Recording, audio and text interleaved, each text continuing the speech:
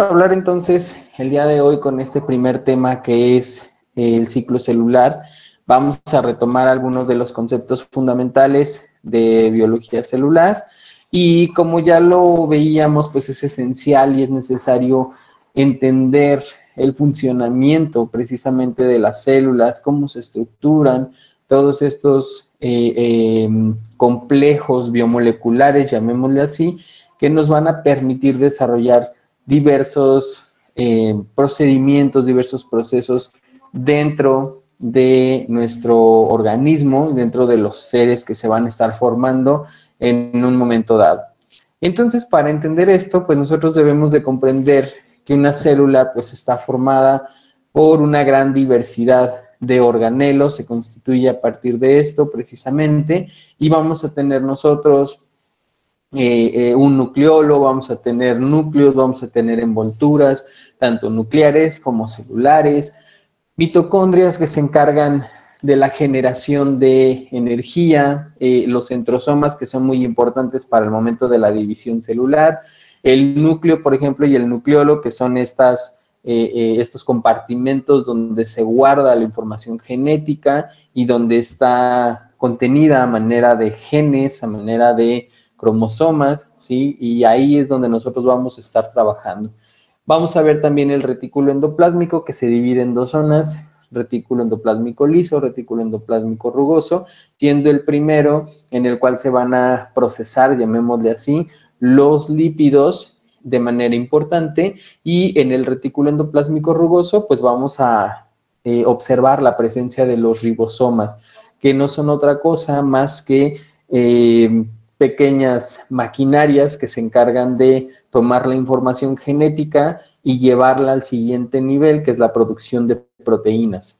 Precisamente es en el retículo endoplásmico rugoso donde vamos a ver la mayor síntesis de proteínas, que son esenciales porque las proteínas tienen varias funciones, funciones señalizadoras, de protección, como son los anticuerpos, funciones específicas para la funcionalidad de la célula que se tienen que exportar, o en muchas ocasiones, pues estas vesículas que se van a formar con proteínas en el interior y que sirven como mensajeros hacia otras células, como pueden ser, por ejemplo, las citocinas. Vamos a tener nosotros el aparato de Golgi, que nos sirve precisamente para empaquetar todas estas proteínas, pues, que nos sirve para formar vesículas y que estas vesículas puedan viajar dentro de la misma célula de un sitio a otro, o bien que se puedan exportar hacia otras células, ya sea células continuas o células que estén lejanas, ¿sí? Tendremos también los lisosomas, que no son otra cosa más que vesículas llenas de contenido que sirve para lisar, para romper, para destruir algunas cuestiones importantes, como pueden ser las bacterias, por ejemplo, algunos parásitos, donde nuestro sistema inmunológico pues, nos está defendiendo y utilizando este tipo de vacuolas o de vesículas cargadas con enzimas o con productos como el peróxido de hidrógeno, que nos ayuda a romper o a destruir estas bacterias. El citoesqueleto, que es esta estructura interna que le va a dar el soporte a la célula y que es algo bien importante. Esto es como una construcción como tal, donde si no ponemos bien toda esa estructura que soporta a la construcción, pues se viene abajo. El citoesqueleto sirve para esto, ¿sí? Le da el sostén a la célula, le ayuda a dar la forma a la célula y favorece los procesos de movilidad en las células que son móviles, como por ejemplo los espermatozoides, que se mueven a partir de este flagelo que tienen, y precisamente el citoesqueleto juega un papel fundamental en este sentido. Y bueno, la membrana celular, que va a ser esta membrana que recubra a nuestra célula y que está relacionada precisamente con estos procesos de aceptar o enviar ciertas sustancias, ¿sí? Señalizadoras o con algún propósito en particular. Es muy importante también señalar que a nivel de la membrana celular vamos a tener una cantidad importante de receptores, ¿sí? Que al momento de que llegue el sustrato y haga clic con el receptor como si fuera una llave en una cerradura, pues eso va a desencadenar una serie de reacciones internas que nos van a ayudar precisamente a desarrollar los procesos que nosotros estamos observando dentro de la célula. Bien, y entonces todos estos organelos y otros quizá que no están aquí, participan de manera activa en el desarrollo del fundamento del dogma central de la biología. Como bien sabemos, nosotros tenemos en cada una de nuestras células información genética que se puede llevar o se puede leer de alguna manera para producir proteínas y componentes estructurales y funcionales para nuestra célula. Entonces, vamos a tener aquí que el dogma central de la biología nos habla de que el DNA, que es esta doble cadena que tenemos aquí de bases nitrogenadas, se puede replicar o se puede duplicar a sí misma para generar nuevamente una copia, ¿sí? Y que esta copia pueda servir para una célula hija o una célula que se va a producir posteriormente. Después tenemos el proceso de transcripción, que es un proceso que se lleva a cabo para producir hebras de RNA, y que en este caso, bueno, la diferencia entre el DNA y el RNA estructuralmente hablando, pues está basada en dos principales cuestiones. La primera es que el DNA pues es una doble cadena, una doble hélice con estas bases nitrogenadas. El RNA solamente es una sola cadena, ¿sí? Y se diferencian porque en uno de ellos tenemos la timina como base nitrogenada y se intercambia por el uracilo en el RNA y desaparece o se intercambia como tal por la timina, ¿ok? Cuando nosotros ya tenemos el RNA a nivel del citoplasma, que es este líquido donde están los organelos, ¿sí? Embebidos, pues en este citoplasma se va a poder hacer la lectura y la traducción de esas instrucciones. Si nosotros lo ponemos en una cuestión analógica, pues este es el servidor o esta es la computadora que contiene toda la información.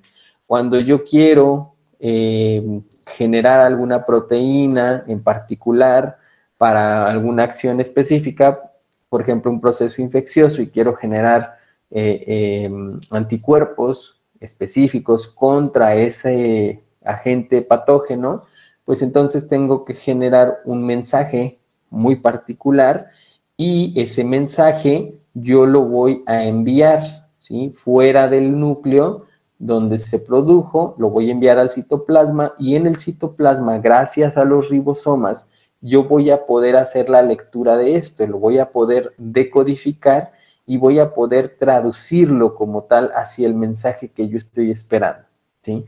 Esta traducción, o esto que le estamos llamando traducción, nos va a generar un producto. Ese producto son las proteínas. Y proteínas vamos a tener de diversos tipos, proteínas estructurales, proteínas funcionales, ¿sí? Y es básicamente lo que está ocurriendo en cada una de nuestras células. En algunas ocasiones vamos a ver que participan también las hormonas, por ejemplo, en el caso de la síntesis de neurotransmisores. En estos casos, cuando hablamos de dopamina, de serotonina y de todos estos neurotransmisores como tal, nosotros vamos a poder generar precisamente esas instrucciones de producción a partir del RNA. Recuerden que tenemos tres tipos de RNA. El RNA mensajero, que es este que estamos viendo aquí, el RNA de transferencia, que es el que me ayuda a generar las proteínas, y el RNA ribosomal, que es el que me ayuda a formar los ribosomas, ¿ok? Las proteínas, recuerden que están formadas a partir de aminoácidos, son largas cadenas de aminoácidos que están unidas por medio de enlaces peptídicos. Esto me va a ayudar a mí porque cada tetrada que yo pueda leer aquí, ¿sí? Cada triada, perdón, me va a producir un aminoácido en específico, ¿ok? Entonces, los aminoácidos se van a producir a partir de esto y las proteínas pues tienen una enorme diversidad en cuanto a la estructura que se desarrolla.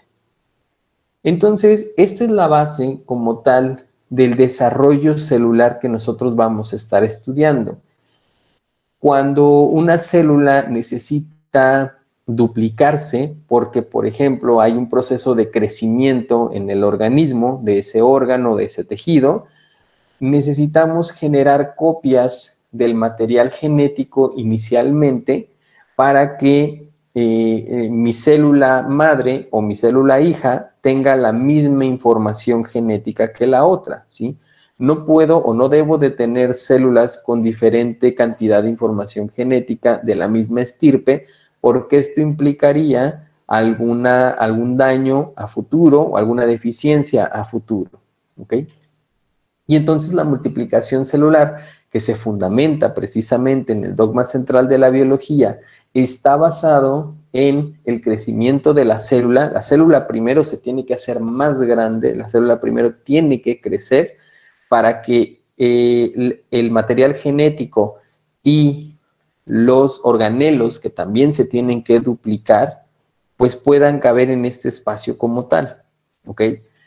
Después de esto vamos a ver la replicación del material genético del DNA, específicamente del DNA, porque en el DNA es donde nosotros vamos a tener toda la información genética. En el RNA solamente tengo pequeños fragmentos que voy utilizando conforme se van solicitando por parte de la célula o de los estímulos que llegan a la célula, ¿ok? Y finalmente vamos a ver la distribución de este material genético que ya se duplicó hacia las otras células, hacia las nuevas células, ¿sí? Es decir, una copia me la quedo yo y una copia se la voy a dar a la célula hija para que pueda tener la misma capacidad que tengo yo, ¿ok? Esto sobre todo lo vamos a estar revisando cuando nosotros veamos los procesos de formación embrionarios tempranos, donde las células se multiplican de una manera muy rápida, en cuestión de horas, hay una rápida multiplicación del contenido genético y del contenido estructural. Y hay que decirlo, si nosotros no tenemos un control adecuado, pues entonces es donde vienen los problemas genéticos en el desarrollo del embrión o del feto. Eso tiene que ver precisamente con ello. Posteriormente, lo que nosotros vamos a poder observar es la división de la célula. Se dividen las células y esto implica que se va conformando un tejido, ¿sí? Los tejidos, recuerden que son un conjunto de células con la misma función específica y que estructuran un órgano como tal. Entonces, en este caso, esa es una de las características principales que nosotros vamos a ver en cuestión de multiplicación celular. Por otro lado, cuando nosotros vemos esto, ¿sí? Al momento de que se está dando la división celular, nosotros estamos llevando a cabo diferentes procesos para que esto funcione de manera correcta y que esto no pierda la funcionalidad que ya tenía, suponiendo que esta es la célula madre y esta es la célula hija. Se forma un anillo contráctil entre estas dos células y es cuando se logra la división. Veremos más adelante los procesos de mitosis y de meiosis que están relacionados con esto para entender un poco mejor cómo es que las células se multiplican, cómo es que las células generan células hijas o otras a partir de ellas mismas con la misma funcionalidad. Bien, hay que entender también que todo esto tiene que estar regulado de alguna manera. Si nosotros vemos procesos de multiplicación activa muy rápida, entonces es lo que nosotros llamamos cáncer, ¿sí? Los cánceres son procesos celulares en los que el ciclo celular está aumentado, el proceso del ciclo celular está aumentado o transcurre muy rápidamente y esto genera muchas implicaciones. Por otro lado, la célula debe de tener esta capacidad precisamente de establecer diferentes etapas en las cuales se esté dando la formación como tal, ¿sí? Y es por eso que existe el ciclo celular. Esto se ha dado a través del tiempo, a través de la adaptación celular, precisamente de la evolución, y es una secuencia ordenada de procesos mediante el cual las células somáticas van a duplicar su contenido y se van a poder dividir en dos. Y entonces vamos a tener tres etapas principales del ciclo celular o que implica el ciclo celular, que una de ellas es favorecer la diferenciación de las células, que a partir de células pluripotenciales podamos ver la formación, por ejemplo, de los diferentes tipos celulares en la sangre. Todas vienen de una misma célula madre, pero se van diferenciando a partir de ciertos estímulos. La multiplicación de las mismas a partir de mecanismos como los que ya veíamos de división celular y la supervivencia o la muerte de las células. Hay que decirlo también, cuando hay algunos factores que están activos, la célula entra en una fase llamada apoptosis, que es esta muerte celular programada, cuando ya no hay una actividad metabólica correcta o cuando es la única manera, por ejemplo, de destruir algún agente patógeno o porque el agente patógeno está interfiriendo con ciertos procesos y, digamos, le está ordenando a la célula destruirse automáticamente. Y entonces, este ciclo celular, pues nos ayuda porque estimula o favorece el crecimiento celular, que es un proceso continuo en la mayoría de las células del organismo hasta cierta edad, pero en algunas otras solo se da de una manera específica hasta cierto momento, por ejemplo en las neuronas, donde ya no vemos un crecimiento, ya no vemos una duplicación o una generación de estas nuevas células, y esto implica precisamente, bueno, lo que ya conocemos, con el hecho de que las neuronas no se van a recuperar en algún momento de pérdida. Solo en una fase se va a sintetizar el material genético, que es en la fase S de síntesis, y lo veremos en un momento más. Los cromosomas se duplican también y se distribuyen antes de la división celular, y era lo que les mencionaba hace un momento, que el material genético tiene que duplicarse, tienen que generarse copias, y el material genético pues está contenido en estos cromosomas, y vamos a tener dentro de pues los genes, que son los que nos dan todos estos aspectos que nosotros podemos observar, por ejemplo, en la parte fenotípica o en la parte genotípica como tal. Y vamos a tener algo muy importante. El ciclo celular no solamente se trata de reproducir a la célula, no solamente se trata de multiplicar a la célula como tal, sino que también se trata de regular esta actividad celular, y hay ciertos puntos de restricción o sistemas reguladores que tiene la célula precisamente para evitar una multiplicación exacerbada y que esto pueda derivar en un cáncer, por ejemplo. De manera general, nosotros vamos a tener dos fases principales: la interfase, que abarca desde la fase G1 hasta la fase G2, y la fase M o la mitosis, que es el proceso de división celular y que lo veremos más adelante.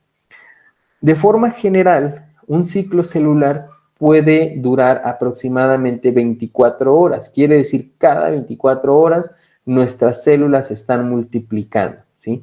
Esto siempre y cuando pues esas células sean de proliferación rápida. Hay células que se reproducen, que se multiplican, perdón, en menor tiempo, sobre todo en las etapas embrionarias, o algunas que tardan muchísimo más tiempo o que simplemente llegan a una edad y ya no se da la multiplicación de estas. Sin embargo, pues hay que considerar que los tiempos son variables, ¿sí? Cada uno de los tipos o líneas celulares pueden variar en cuestión y en función de lo que estén generando. Las células embrionarias, por ejemplo, las que son del estadio temprano, tienen un ciclo aproximado de 30 minutos, es decir, cada 30 minutos estas células embrionarias se están multiplicando como tal, y en algunos tejidos o en algunos órganos que se empiezan a formar, pues habrá ciertas variaciones que vamos a revisar un poco más adelante. ¿De acuerdo? Muy bien, ¿hasta aquí hay alguna duda, chicos? ¿Alguna pregunta? ¿Alguna inquietud? ¿Vamos bien? Por el momento no hay nada. Ok, muy bien. Vamos a continuar entonces. Bueno, entonces, ¿cuáles son estas fases del ciclo celular como tal que nosotros vamos a a estar revisando y que vamos a estudiar. Ya les veíamos ahí, les decía que se dividían en dos principales. La primera de ellas, pues, es la interfase como tal, y esta interfase es una etapa en la cual la célula duplica su material genético, ese ácido desoxirribonucleico, produce organelos adicionales, no se puede quedar sin nada, tiene que haber organelos que estén ahí para apoyar el desarrollo celular, tanto de la célula madre como de la célula hija. Y componentes citosólicos que puedan estar ahí, algunas cuestiones proteicas también, y una cuestión importante es el aumento de tamaño de forma anticipada en la división celular. Es decir, antes de que la célula se divida, tiene que crecer, tiene que aumentar del tamaño. ¿Para qué? Para que cuando ya logra dividirse, entonces podamos tener dos células del mismo tamaño o de un tamaño muy aproximado. ¿Ok? Y algo muy importante es que en la interfase el estado de actividad metabólica es positivo. ¿Qué quiere decir esto? Pues que se van a estar produciendo metabolitos, se van a estar sintetizando algunos de ellos, se van a estar captando, por ejemplo, carbohidratos y se van a estar transformando, en energía y cuestiones como estas, ¿sí? Tenemos entonces una actividad metabólica que está en función y que esto favorece obviamente pues que pasemos de la fase G1, que es la parte del crecimiento de la célula y duplicación de los organelos, a la fase S, donde es la fase de síntesis y donde se duplica el material genético y los centriolos, que son estructuras sumamente importantes, los centriolos, porque van a ser el punto de anclaje del material genético cuando tengamos el proceso de división celular, ¿sí? Entonces se da el anclaje a partir de ellos y se van a formar dos centrosomas que también forman parte de estos procesos de división y multiplicación celular. Y la fase G2 o el intervalo GAP2, que así se le denomina también, es la fase de la formación de microtúbulos y síntesis de proteínas necesarias para la mitosis. Aquí la fase G2 es una fase de preparación, sobre todo, para la división celular. Entonces, cuando llegamos a la fase G2 dentro de la interfase, pues ya debemos de considerar la producción de organelos, de componentes, de proteínas, de estructuras que soporten todo este proceso de multiplicación, este proceso de división celular y que precisamente favorezca el desarrollo, en todo caso, de un organismo. El 95% del ciclo, es decir, lo que dure un ciclo celular, si nos vamos al ejemplo que teníamos anteriormente, decíamos que eran 24 horas. El 95% de esas 24 horas, en esos casos, corresponde a la fase, al estadio de interfase, ¿sí? Entonces, es un tiempo sumamente considerable el que se esté en esta fase y en el que debemos de prestar atención particular. En esta fase también se van a descondensar los cromosomas. Recuerden que estos cromosomas pues, nos ayudan a mantener de una manera más compacta toda la información contenida en el ADN. Y entonces aquí ese ADN se empieza a disgregar o se empieza a descondensar como tal y se distribuye en el núcleo. Al momento de verlo al microscopio, pues vemos un núcleo uniforme como tal. Y les decía, esta fase G2 es la que nos ayuda a esta preparación de la división celular. Bien, cuando nosotros estamos estudiando la interfase, ya lo veíamos, se compone de tres fases como tal. La fase G1 sí sirve como una fase de crecimiento y duplicación celular, pero además podemos decir que tiene una duración aproximada de entre 8 y 10 horas. Esto tomando de referencia a este ciclo de 24 horas y es un intervalo que está entre la fase M y la fase S, ¿sí? Hay un metabolismo activo, obviamente aquí tiene que haber aprovechamiento de productos, de bioelementos para el desarrollo de ciertas características en la célula. Y en este punto vamos a tener, en esta fase, perdón, vamos a tener un punto de restricción. Y eso es muy importante, ir conociendo dónde vamos a establecer puntos de restricción. ¿Por qué? Los puntos de restricción me sirven para limitar el ciclo celular de alguna manera y me sirven precisamente para poder generar una mejor comprensión en este sentido de lo que está ocurriendo, o que mi célula deje de multiplicarse o deje de tener un metabolismo tan activo que lo lleve a una multiplicación rápida, etcétera. Así son puntos de revisión también, donde se revise el ADN, que esté correctamente duplicado, que no haya mutaciones, que no haya ese tipo de consideraciones. Y en el caso de las células embrionarias o de las células neoplásicas, esta es una fase de multiplicación rápida, perdón, de aceleramiento de la velocidad. Entonces, esta fase G1 favorece mucho ese proceso. Por un lado, cuando hablamos de células embrionarias, pues probablemente sea algo que si lo ponemos en un contexto, pues es bueno porque favorece la formación del embrión, favorecerá posteriormente la formación del feto y lo que venga más adelante, ¿sí? Pero si hablamos de una cuestión neoplásica, pues claro que es una cuestión de preocupación porque esta es la fase particularmente compleja en estas células neoplásicas, porque aquí se les da todas las posibilidades de que se estén multiplicando rápidamente y con esto que tengamos un proceso de división aumentado y que esto pueda agravar la situación de este paciente, por ejemplo, ¿sí? Ambas fases G, las fases G1 y G2, son periodos en las que no existe una actividad relacionada con la actividad de duplicación del DNA, ¿sí? En este caso, el ADN ahí está preparándose para esa duplicación que viene en la siguiente fase, que es la fase S. Y en la fase G1 también hay que decirlo, como la célula tiene que crecer, pues tiene que haber factores precisamente que favorezcan ese crecimiento como tal. Y hay ciertos factores, como estos que están marcados aquí, que van a favorecer esto y además propician la síntesis de ciclinas de ciertos tipos específicos. Las ciclinas son proteínas muy particulares que favorecen el ciclo celular, que lo controlan de cierta manera cuando se están expresando más o en menor grado. Y estas ciclinas, como la CDK4, pues son ciclinas que nos ayudan a mantener en un buen ritmo, llamémosle así, a este ciclo celular como tal. La fase S, que es este intervalo entre la fase G1 y la fase G2, es la fase de síntesis, ¿sí? Y esta fase es muy importante y es crucial, es particularmente crucial esta fase, porque aquí nosotros vamos a poder observar primero pues la duplicación del ADN. Esto se da específicamente en el núcleo.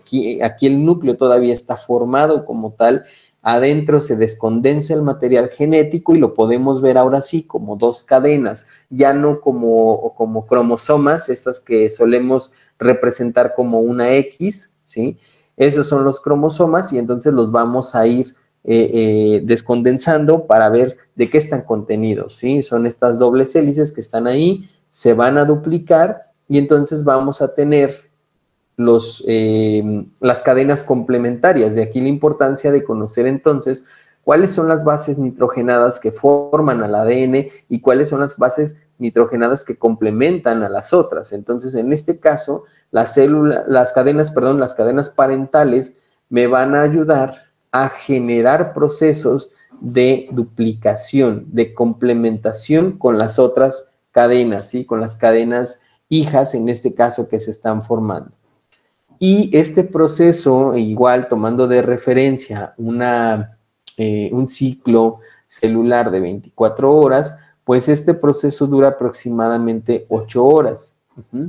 Son células que van a contener la misma cantidad de información genética y que debe de ser así porque si no tendríamos y observaríamos una mala actividad celular incorrecta de alguna manera, retrasada o exacerbada de alguna manera. ¿Ok?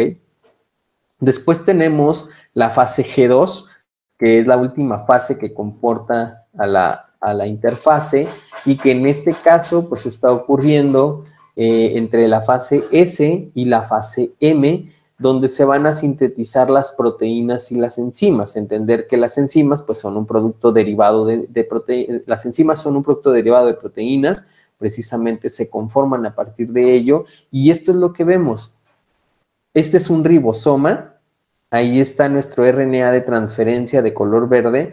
Esta es la proteína que se está generando en color rojo, y esto que está abajo, que estamos leyendo, es el RNA mensajero.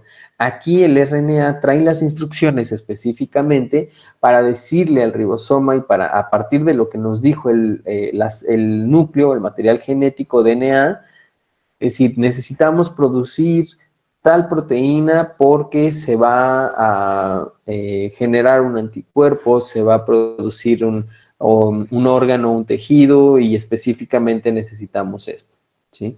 Entonces, esto es lo que está ocurriendo ahí. Obviamente aquí vemos este gran uso de los aminoácidos de manera muy importante en este sentido.